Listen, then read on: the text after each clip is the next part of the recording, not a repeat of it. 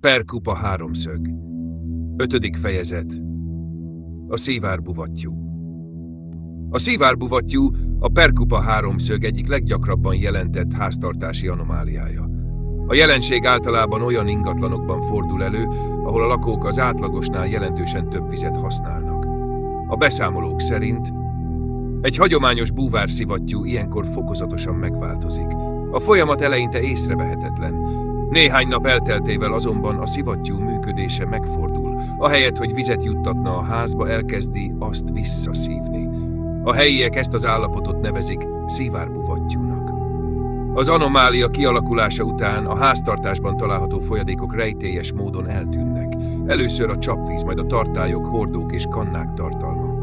Később az üdítők, a tej, a levesek, sőt egyes esetekben még a befőttek leve is nyomtalanul eltűnik.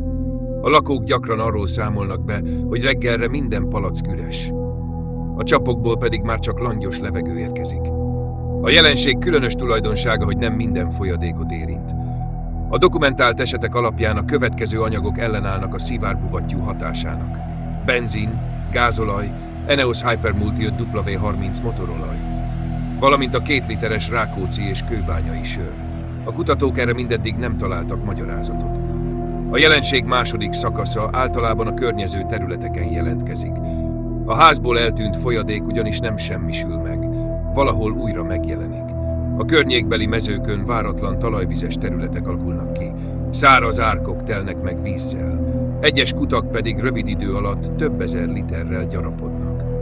Egy 2009-es eset során egy helyi gazda arról számolt be, hogy az előző este eltűnt málnaszörp másnap egy szomszédos legelőn jelent meg. A vörös színű tócsa közel 20 méter átmérőjű volt. Az esetet hivatalosan soha nem sikerült megmagyarázni.